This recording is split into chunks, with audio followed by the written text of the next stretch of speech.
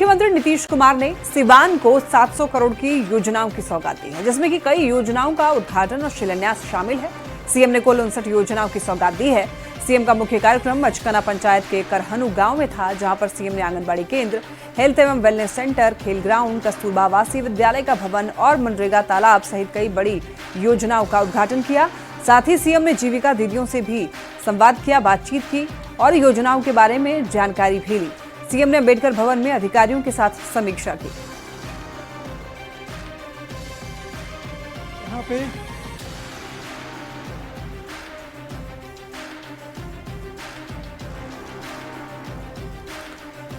प्रगति यात्रा के दौरान सिवान के करहनु में सीएम नीतीश जब जीविका दीदियों से मिल रहे थे, तब उनकी नजर न्यूज 18 संवाददाता रवि एस नारायण पर पड़ी। उन्होंने रवि एस नारायण को अपने पास बुलाया और कहा कि वो जीविका दीदियों के काम को दिखाएं, उनसे बात करें। सीएम ने कहा कि 2005 के बाद उनके किए हुए काम की बदौलत महिलाओं की जिंदगी में सकारात्मक बदलाव आए हैं और इस बदलाव को किसी भी महिला को देखकर समझा जा सकता है। महिलाओं में अब आत्मविश्वास की कमी नहीं है और वो अब हर क्षेत्र में आगे बढ़ रही हैं। भव्य बनाया गया है और यही है, कितना अच्छा बोलती है। आए हुए आप इन लोगों को देखिए, सब लोगों का देखिए कि कैसा बढ़िया कपड़ा पहनती है, क्या अच्छा है, आप बोलती कितना है, चेहरा कितना सबका ठीक है। पहले क्या था जो हम लोगों ने पढ़ाया, तो इसलिए इसको देख लीजिए इतना अच्छा। हम लोग जान करके करते हैं, हर बार देखते हैं, उनके लिए और कुछ और करना है विस्तार, हम लोग उसके लिए लगे रहते हैं। कैमूर में तेजस्वी यादव ने नीतीश सरकार पर जमकर हमला बोला। तेजस्वी यादव ने कहा कि सीएम नीतीश टायर्ड हो चुके हैं, रिटायर्ड अधिकारियों के साथ सरकार चला रहे हैं। नीतीश से बिहार के लोगों का भरोसा उठ गया है। सीएम नीतीश निर्णय लेने के लायक नहीं रह गए हैं। सीएम नीतीश को हाईजैक कर लिया गया है। कोई भी मुद्दे पर सीएम नीतीश अब नहीं बोलते हैं या फिर बोलने नहीं दिया जा रहा है। ये तमाम ऐसे आरोप तेजस्वी यादव के द्वारा लगाए गए नीतीश कुमार पर। तो पूरी तरीके से सिस्टम यहाँ जो है अफसरशाही काबिज हो गया है। माननीय मुख्यमंत्री जी टायर्ड हो चुके हैं और रिटायर्ड अधिकारियों के साथ वो सरकार चला रहे हैं। तो अब लोगों का भरोसा उन पर से उठ गया है। अब माननीय मुख्यमंत्री जी कोई निर्णय लेने लायक नहीं रह गए। यहाँ कोई सरकार नाम की चीज़ नहीं रह गई। ये इसलिए कहना पड़ रहा है क्योंकि माननीय मुख्यमंत्री जी मौन है। किसी भी गंभीर से गंभीर विषय पर मुख्यमंत्री बोलते नहीं है या बोलने नहीं दिया जा रहा। हमारे साथ तो खूब बतियाते थे, मीडिया से इंटरेक्ट करते थे। आज क्या परिस्थिति बन गई कि मुख्यमंत्री को हाईजैक कर लिया गया। बाढ़ और जलजमाव को देखते हुए केंद्र सरकार ने पटना को बड़ी सौगात दी है। पटना समेत देश के 9 बड़े शहरों के लिए केंद्र सरकार ने विशेष योजना बनाई है। जल भराव को लेकर कई शहरों की केस स्टडी की गई और जल निकासी और बाढ़ प्रबंधन के उपायों का अध्ययन किया गया, जिसकी नगर विकास मंत्री नितिन नवीन ने इसकी जानकारी दी और कहा कि urban flood risk management program को पटना में लागू किया जाएगा। जल भराव रोकने और बाढ़ प्रबंधन पर 200 करोड़ खर्च कर नए इंफ्रास्ट्रक्चर विकसित किए जाएंगे। देखिए, केंद्र सरकार ने जो शहरी क्षेत्रों में कभी कभी जो बरसात के दिनों में अधिक जल जमाव होते हैं, वैसे शहरों को निकाला है। जो नदियों के तट पे हैं या जो समुद्री तट पे हैं, उन तटों में जब पानी का ओवरफ्लो होता है तो उसके कारण आपको शहरी क्षेत्र के इलाकों में भी बड़े पैमाने पे वाटर लॉग्ड होता है, जो बाढ़ का स्वरूप ले लेता है।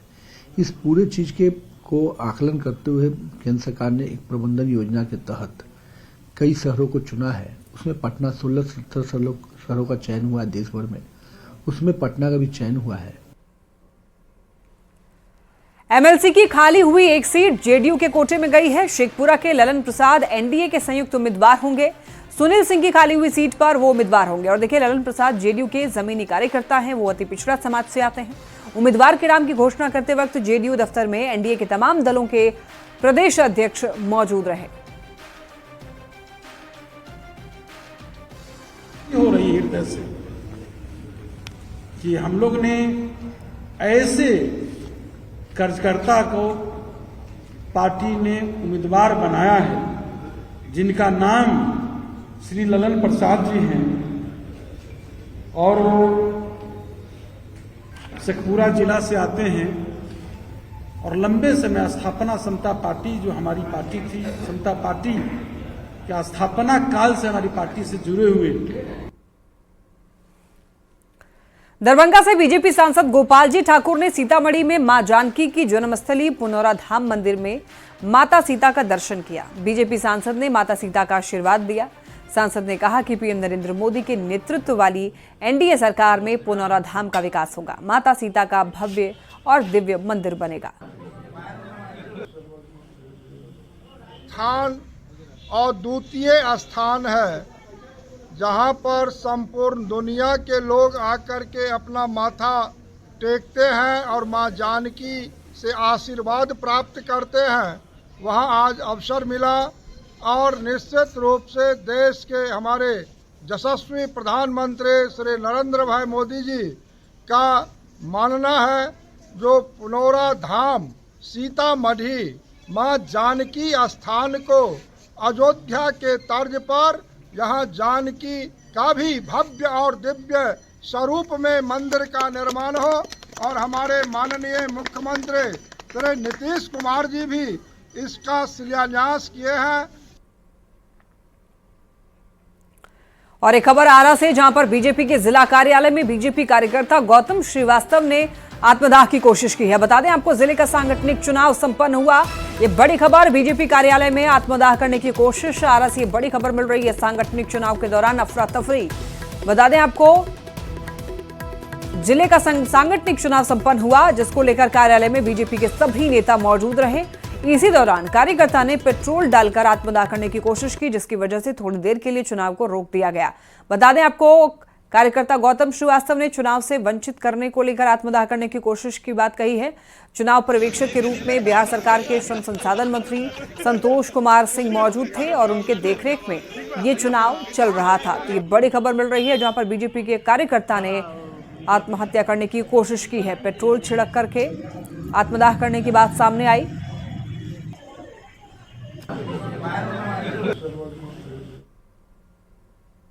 जा रहा है हम लोगों को, हमारी जाति 1% से भी कम है।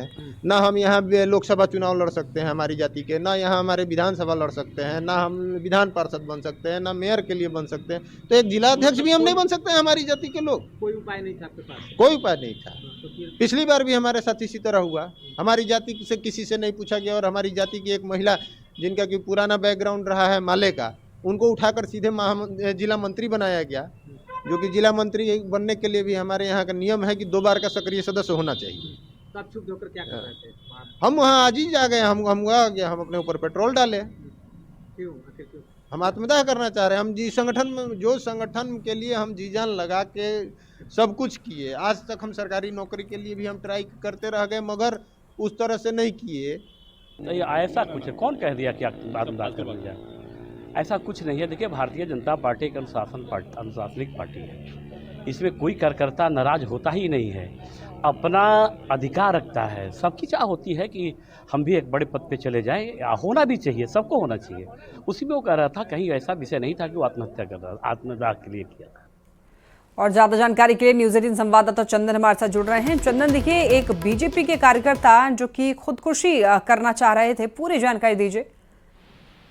जी बिल्कुल, देखिए, पूरा मामला भोजपुर जिला के जिला संगठन के चुनाव से जुड़ा हुआ है, जहां की भोजपुर का जो भारतीय जनता पार्टी का कार्यालय जो कि वामपाली में अवस्थित है, वहां पर आज भोजपुर जिले के जिलाध्यक्ष का चुनाव किया जाना था। चुनाव हो रहा था, जिसको लेकर के आज पर्यवेक्षक के रूप में जो बिहार सरकार के श्रम संसाधन मंत्री हैं संतोष कुमार सिंह वहां पहुंचे थे और चुनाव शांतिपूर्ण तरीके से चल रहा था। तभी अचानक उस चुनाव के बीच में ही जो भाजपा के एक सक्रिय कार्यकर्ता है गौतम श्रीवास्तव, उन्होंने अपने ऊपर पेट्रोल छिड़क लिया और उन्होंने आत्मदाह का प्रयास किया। हालांकि आनंद फानन में उनको घटना के बाद एक तरह से कहें तो बैठक को रोक दिया गया और अफरा तफरी का माहौल कायम हो गया। बाद में किसी तरह अन्य भाजपा के कार्यकर्ताओं ने उनको बचाया, लेकिन उसके बाद उनको आनंद फानन में अस्पताल में भर्ती कराया गया। जब इस संदर्भ में चलिए, ठीक है चंदन, बहुत धन्यवाद आपका इन तमाम जानकारियों के लिए।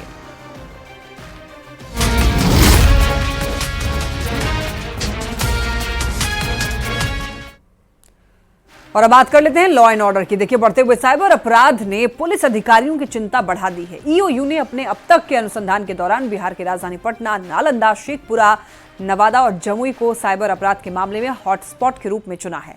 इसकी जानकारी ईओयू के डीआईजी ने दी है और बताया है कि साइबर अपराधी झारखंड, बंगाल में बैठे अपने साथियों के साथ मिलकर देश विदेशों में बैठे लोगों से ठगी करते हैं। फिलहाल अपराधियों पर नकेल कसने के लिए ईओयू विशेष साइबर सेल बनाकर अपराधियों पर नकेल कसने की तैयारी में जुटी हुई है।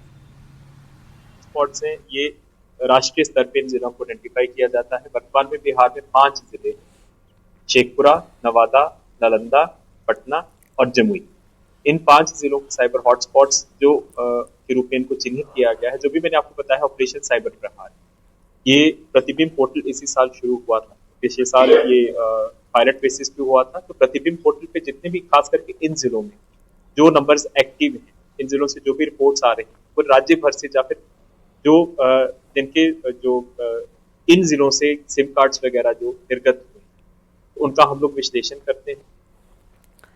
अयोध्या में राम मंदिर परिसर में एक लड़का खुफिया कैमरे के साथ पकड़ा गया। आरोप है कि वो कैमरा लगे चश्मा से राम जन्मभूमि की फोटो खींच रहा था। पुलिस ने आरोपी लड़के को हिरासत में लिया और खुफिया एजेंसी उससे पूछताछ कर रही है। आरोपी लड़का गुजरात का रहने वाला है। बताया जा रहा है कि यूपी एसएसएफ के जवान अनुराग ने इस आरोपी को पकड़ा है, जिसे अब सम्मानित करने की तैयारी है।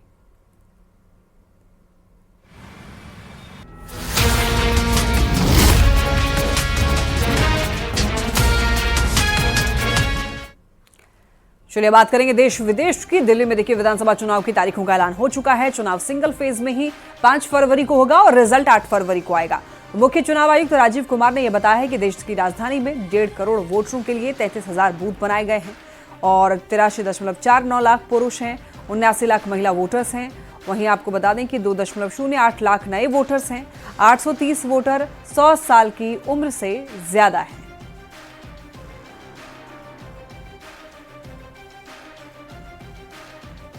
दिल्ली विधानसभा चुनाव का ऐलान हो चुका है। आपको बताते चले 5 फरवरी को चुनाव होने वाला है। सिंगल फेज में ही ये चुनाव होगा और 8 तारीख को रिजल्ट आ जाएगा। तो बहुत कम समय बचा है राजनीतिक पार्टियों के लिए तैयारी करने के लिए।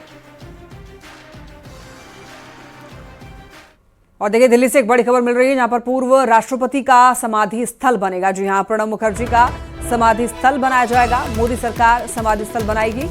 राजघाट के पास में ही यह समाधि स्थल बनेगा। शर्मिष्ठा मुखर्जी ने पीएम को इसके लिए धन्यवाद दिया है।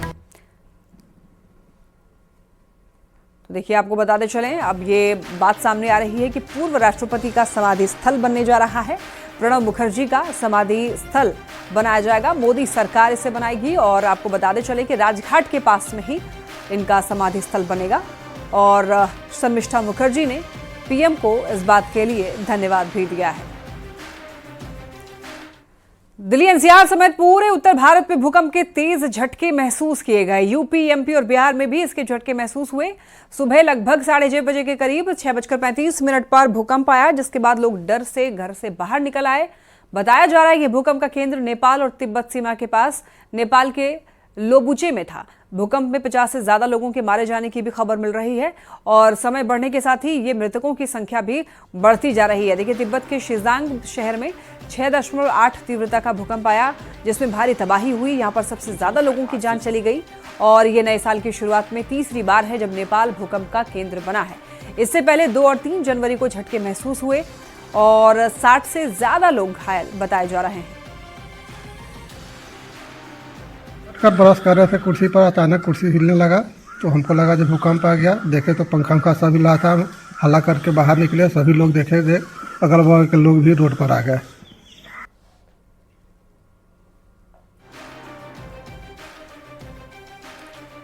तो देखिए, भूकंप से पूरा उत्तर भारत जो है वो दहल गया। कई इलाकों में भूकंप के झटके महसूस हुए। काफी नुकसान बताया जा रहा है। कई लोग घायल भी हुए हैं और तिब्बत में कई लोगों की जान भी चली गई है। एचएमपीवी के 2 और मामले मिले हैं। देखिए, इस बार महाराष्ट्र के नागपुर में 2 नए केस पाए गए हैं। 2 बच्चों की रिपोर्ट एचएमपीवी पॉजिटिव आई है। दोनों बच्चों को खांसी और बुखार था और इससे एक दिन पहले कर्नाटक और तमिलनाडु में 2, पश्चिम बंगाल और गुजरात में भी 1 केस मिला करके वायरस के कुल 6 मामले सामने आए हैं। यानी कि HMPV के भारत में इस वक्त 6 मामले सामने आ चुके हैं। इनमें ज़्यादातर बच्चे हैं। आपको बता दें कि देश में अब तक 8 मामलों की पुष्टि हुई है और तमिलनाडु, महाराष्ट्र, कर्नाटक में 2-2 केस मिले हैं। तो देखिए HMPV रिपोर्ट जो है पॉजिटिव आई है कुछ लोगों में और इसको लेकर के अब लोगों को सतर्क रहने की ज़रूरत है। हालांकि ये जो HMPV वायरस है इसकी शुरुआत जो है चाइना से हुई और चाइना में फिलहाल स्थिति बेहद संवेदनशील बताई जा रही है। लेकिन अब देखिए केंद्र सरकार देश में फैल रहे HMPV वायरस को लेकर अलर्ट पर है और हालात पर पूरी तरीके से निगरानी रखे हुए है। केंद्रीय स्वास्थ्य मंत्री JP नड्डा का यह कहना है कि घबराने की बिल्कुल भी जरूरत नहीं है, हम लोग तैयार हैं किसी भी कंडीशन के लिए। तो देखिए HMPV वायरस क्या है और ये इसके कैसे लक्षण होते हैं ये भी टीवी स्क्रीन पर आपको देखने को मिल रहा है। सर्दी और जुकाम जैसे इसमें लक्षण होते हैं। खांसी, बुखार और नाक बंद होना इसमें इसका मुख्य तौर पर लक्षण माना जा रहा है और खासतौर पर अभी फिलहाल ये बच्चों में देखा जा रहा है। निमोनिया जैसी बीमारी का कारण जो है माना जा रहा है और अभी फिलहाल देखिए भारत में लगभग 6 से 8 केस बताए जा रहे हैं इस वायरस के। हालांकि इसकी शुरुआत जो है चाइना से ही हुई है और इसके बाद अब ये भारत में भी पैर पसारना शुरू कर चुका है। इसी के साथ बुलेटिन में इतना ही। तमाम खबरों के लिए आप देखते रहिए न्यूज़ 18।